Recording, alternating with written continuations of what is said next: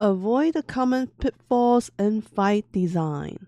In my last two videos of fight design series, I have talked about the three major fight design styles and the 4 steps on how to do them. In these videos, I'm going to talk about the common pitfalls in fight design, amateur or professionals alike, so we can avoid them. Avoid common pitfalls. Pitfall 1. Dodge block first, fight second. Meeting aggressor, if untrained, our first instinct is to run.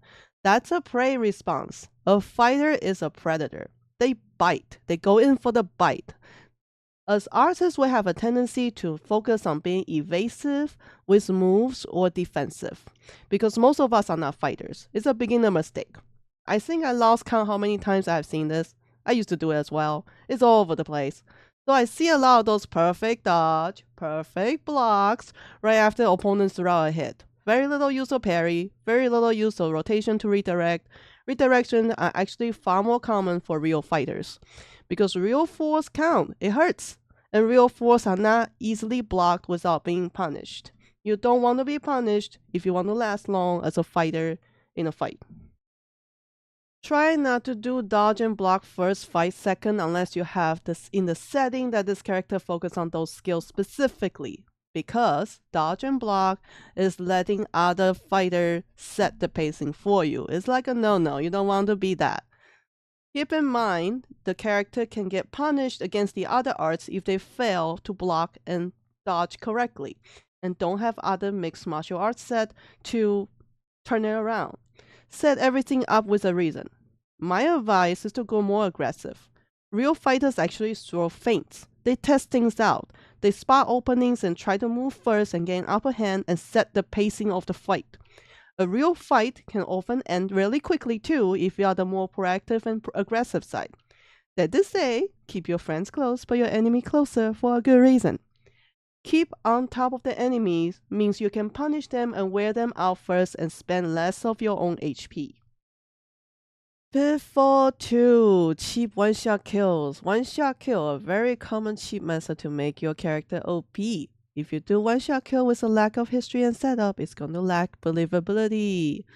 Value comes in effort. Humans value effort. Yes, ultimately, there are room for one-shot kills in fiction, like One Punch Man's Punch, one slash move from Thorough in One Piece, but remember to always set up a fictional logic within the story to make their one-shot kill believable and skillful rather than cheap. Cheap ones feel like bad game mechanics, just punch and that 1000 HP just disappear, it's just very anticlimactic actually. So, there are real one-shot kills in real life, but all the prep going into one-shot kill is generally immense, such as waiting 2 weeks in a marsh swamp as a sniper with missing many opportunities and finally land that one-shot kill. Or in fiction, work out like crazy. Saitama, or get into an accident, superhero, or be born into it like Naruto and Superman. Yeah, as simple as these setup are, try to justify your character's superhuman power to one-shot enemies. It's going to add to believability. At least mention it in the setting. For OP characters, you want to focus on specific conditional permission to allow them to use that one-shot ability to win. The most common solution is low HP Berserk mode. And when you use it, please make it as fancy as possible. You are going to need that. Alright.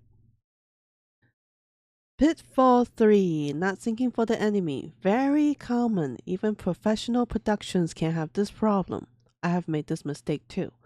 Not as much on boss fights, but definitely on fights with minor characters.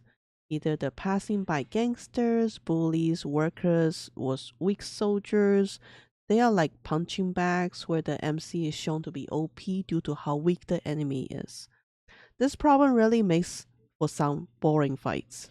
More of a stunt show than a fight choreography. There are situations like this in real life, but make sure you do it with intentions. Explain the weakness of the enemy. For example, the enemy's army traveled a long way and they were sick and tired and hungry, so the MC can blow through them, or he or she ambush them, or the MC has superior weapons compared to the enemies, like in Gundam situation. Otherwise, even a drunk bar fight should have thinking minor enemies who will do their best to stop the MC and win. No one likes losing. Think for the enemies. Pitfall 4. Not using the environment. The environment affects fighters' behaviors. This is important especially for dirty street fights, bar fight. Environmental usage should be high.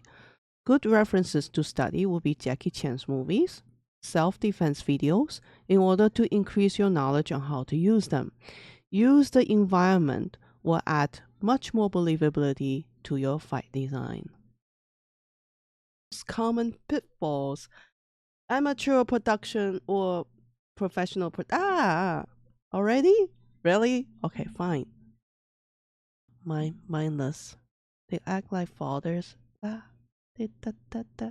Oh, blooper. The environment affects fighters' behaviors. This is important especially for dirty street fights, bar fight, environmental blah. Really? Okay, fine.